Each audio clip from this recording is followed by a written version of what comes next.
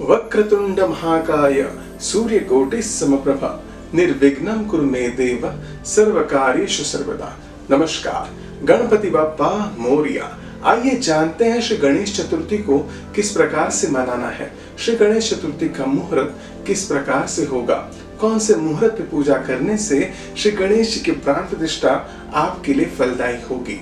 विशेषकर श्री गणेश जी की मूर्ति किस प्रकार से होनी चाहिए जिसकी पूजा करने से आप निश्चिंत अपने घर में श्री गणेश जी का आशीर्वाद पा सकते हो। श्री गणेश जी की पूजा करके इस प्रकार से घर परिवार में आनंद एवं मंगल मिलेगा और ऐसे कौन से उपाय करने से श्री गणेश जी का आशीर्वाद आपके ऊपर, आपके बच्चों के ऊपर, आपके व्यापार पे बहुत ही लाभदायी होगा।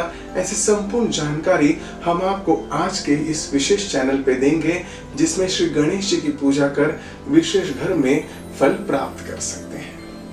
आइए जानते हैं श्री गणेश जी की पूजा करने से क्या लाभ होता है। विशेषकर भाद्रपद मास की चतुर्थी के दिन पार्थिव गणेश जी की पूजा क्यों की जाती है, इसके पीछे की एक छोटी सी कथा है, हम आपको जरूर बताएंगे।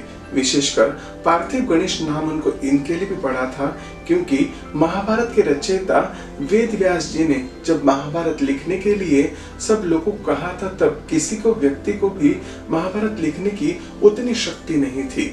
तब श्री गणेश जी ने महाभारत लिखने के लिए आगे आकर अपना जो एक दंत था उसको निकाल कर उन्होंने महाभारत लिखने की शुरुआत की थी।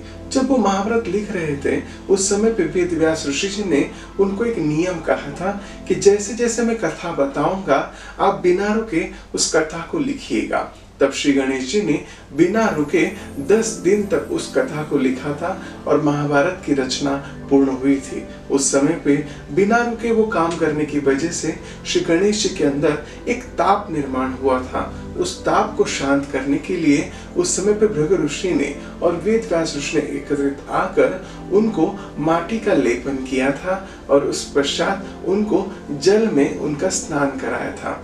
तब उनका जो ताप था शरीर का वो शांत हो गया था।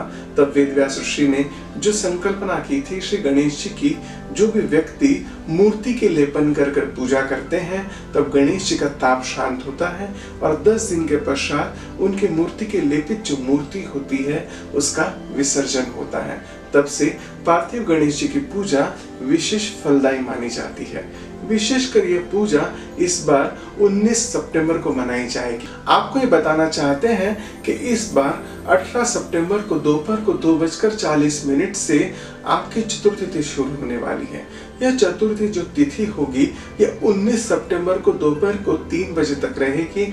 इसके लिए सूर्योदय कालीन तिथि के अनुसार हिंदू शास्त्र में 19 सितंबर को पूजा करना बहुत ही फलदायी माना जाएगा।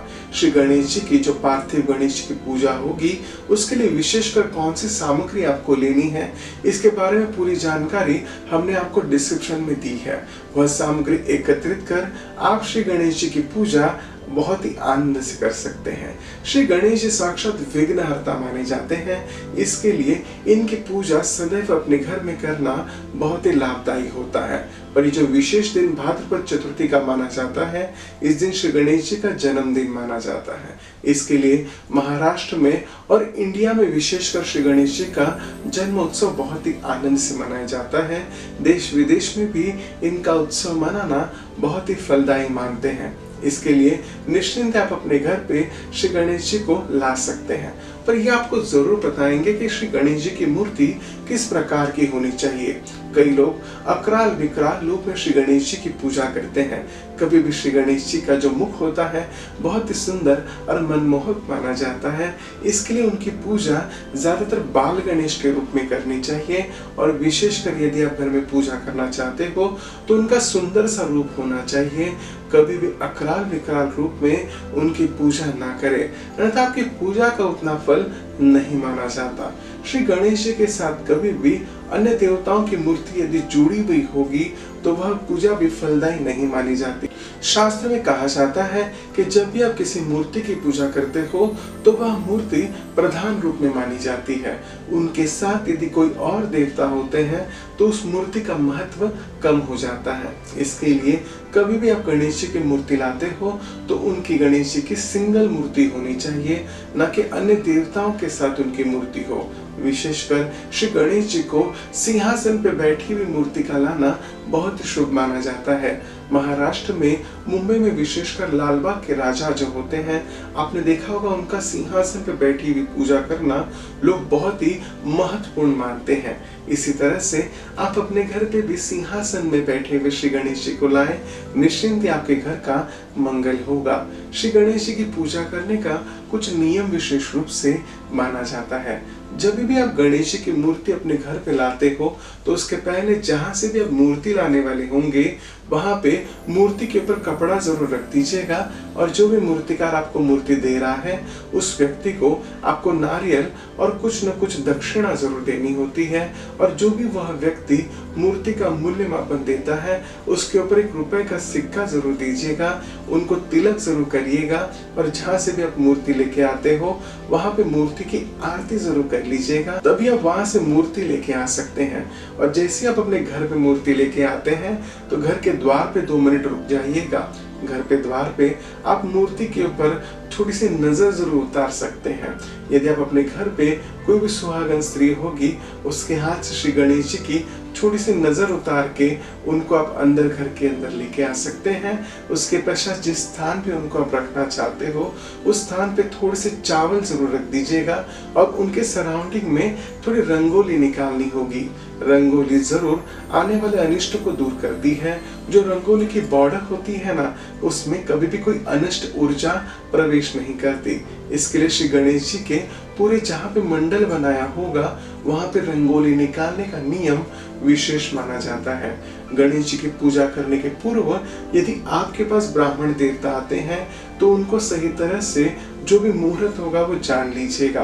पर यदि आप स्वयं पूजा करना चाहते हो तो पूजा की विधि हम आपको अभी जरूर बताएंगे। इस पूजा की विधि में सबसे पहले श्री गणेश जी जहाँ पे स्थापित है वहां पे आप सुगंधित पुष्प, सुगंधित द्रव्य और जो भी अगरबत्ती, धूप जरूर लगाइएगा, जिससे वहां का वातावरण बहुत ही पवित्र हो जाए। आप जो भी पूजा करने वाला व्यक्ति है उसको स्नानादि करके पूर्ण रूप से शुद्ध होना होता है। और यदि आप धोती का वस्त्र जो होता है, जिसको महाराष्ट्र में सोवल भी कहा जाता है, जो धोती पहन के श्री गणेश जी की पूजा करें। श्री गणेश जी की पूजा करने के पहले आप अपने आप के मस्तक पे टोपी जरूर धारण कर दीजिएगा, क्योंकि खुला मस्तक भगवान जी की पूजा नहीं की जाती। भगवान जी के मुखमंडल पे जो भी आपने पहले वस्त्र रखा होगा उसको निकालिएगा। उसके पश्चात एक अच्छे से गणपति बप्पा मोरया, इस प्रकार से आपको जय घोष शुरू करना है श्री गणेश जी को आवाहन करने के लिए। उसके पश्चात आपके हस्त में आप दूर्वा पानी में डुबोकर श्री गणेश जी की मूर्ति के ऊपर अपवित्र पवित्र वह ऐसे करके मंत्री की मूर्ति के ऊपर, अपने घर परिवार के सबके ऊपर, और जो पूजा सामग्री आप लाते हो उसके ऊपर पवित्र कराना बहुत ही शुभ माना जाता है। उस पश्चात आपके घर पे जो छोटे गणेश जी की मूर्ति होती है, जो शायद चांदी की हो सकती है या ब्रास की भी हो सकती है, उसी मूर्ति का आपको अभिषेक करना है, न कि पार्थिव गणेश जी का। क्योंकि मिट्टी के जो गणेश जी माने जाते हैं उनके ऊपर यदि आप जल छोड़ोगे, उनका अभिषेक करोगे तो उनके रंग हट जाएंगे, जिससे मूर्ति सही नहीं दिखेगी। इसके लिए या तो सुपारी के ऊपर या आप छोटे गणेश जी के ऊपर अभिषेक जरूर करें। यह अभिषेक करते समय आपको यदि कोई मंत्र नहीं आता होगा तो ओम गं गणपते नमः इस मंत्र को बोलकर भी आप अभिषेक कर सकते हो। उसके अभिषेक के पश्चात आपको विशेषकर श्री गणेश जी को चंदन का तिलक करना बहुत ही शुभ माना जाता है। जिस प्रकार पे आप छोटे गणेश जी की पूजा करोगे उसी प्रकार से आपके घर पे जो पार्थिव गणेश होंगे उनकी भी पूजा करनी होती है। आपको छोटे गणेश जी को अक्षत, हल्दी, कुमकुम, गंध जरूर अर्पित करना है। साथ में उनको सबसे प्रिय दुर्वा अर्पित करना बहुत ही शुभ माना जाता है। उसी प्रकार से आपको बड़े गणेश जी की पूजा करनी होती है। इस गणेश जी की पूजा करने के पश्चात उनको जनोई जरूर धारण करिएगा, जिससे उनको ब्राह्मणत्व मिलता है। इसके लिए जनेऊ धारण कराना पूजा में बहुत ही महत्वपूर्ण माना जाता है। जनेऊ को आपको लेफ्ट हैंड में ऊपर की तरफ और राइट हैंड में नीचे की तरफ लेने से जनेऊ सही पद्धति से पहनाई जाती है। उसके पश्चात आपके पास जो भी अलंकार होंगे उनको गणेश जी को धारण कराइएगा। उसके पश्चात उपवस्त्र जिसको कहा जाता है वो भी गणेश जी को धारण कराने से आपकी यह विधि पूर्ण होती है। गणेश जी को धूप दीप दिखाकर जरूर श्री गणेश जी की पूजा करेंगे तो यह प्राण प्रतिष्ठा पूर्ण मानी जाती है। प्राण प्रतिष्ठा का एक विशेष मंत्र होता है, मैं आपको जरूर बताता हूँ। यदि आप रिवाइंड करके भी सुनेंगे तो यह मंत्र आप अच्छे से जान पाएंगे।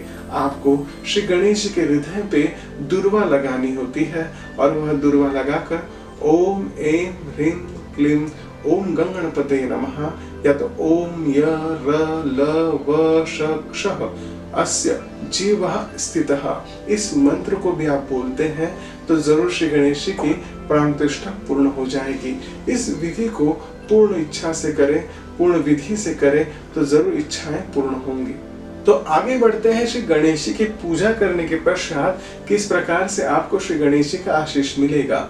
यदि कोई भी विद्यार्थी श्री गणेश जी को दूर्वा 21 दुर्वाएं विशेषकर चढ़ाता है तो उसके विद्याभ्यास में आने वाली पीड़ाएं जरूर दूर होती है। यदि आप व्यापार करते हो और व्यापार में विशेष लाभ चाहते हो तो केसर के जो बूंदी के लड्डू आते हैं, केसर मिश्रित, यह बूंदी के लड्डू चढ़ाने से आपके व्यापार में यश और कीर्ति मिलती है। जिनके स्वास्थ्य में किसी प्रकार की पीड़ा होती है वह जरूर जो जास्वंदी का फूल होता है वो गणेश जी को जरूर चढ़ाएं। आपके स्वास्थ्य संबंधी पीड़ाएं जरूर दूर होंगी। श्री गणेश जी को दूर्वा की कंठी माला चढ़ाने से आपके घर में यश, कीर्ति और सम्मान का स्वरूप आपको जरूर मिलेगा और गणेश जी की कृपा विशेष फलदायी होगी। यह गणेश जी की पूजा आपको विशेषकर जितनी भी मैंने बताई है उतने नियम से भी करते हो तो संपूर्ण विधि से आपके घर पे गणेश जी की स्थापना होगी और आपका मंगल होगा। जितनी मैंने विधि बताई है उसको पूरे मन से करिएगा, पूरी श्रद्धा से करें। अपने पास आने वाले जो मेहमान होते हैं उनकी भी आदर सत्कार से उनको खान पान कराइएगा और विशेष गणेश जी को बिना कांदा लहसुन का भोग कराना बहुत ही शुभ माना जाता है। तो जो भी आप प्रसाद चढ़ाने वाले होंगे, भोग चढ़ाने वाले होंगे, उसमें कांदा लहसुन न डालें। निश्चिंत ही आपकी पूजा फलदायी होगी। आपको ये महत्वपूर्ण जानकारी कैसी लगी है इसके बारे में कमेंट बॉक्स में जरूर लिखिएगा। यदि कुछ और भी जानकारी आप जानना चाहते होंगे तो हमारे दिए गए नंबर पे आप संपर्क कर सकते हैं। और हमारा चैनल आपको अच्छा लगा हो तो लाइक जरूर करिएगा।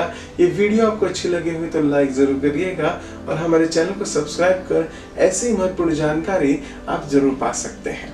नमस्कार।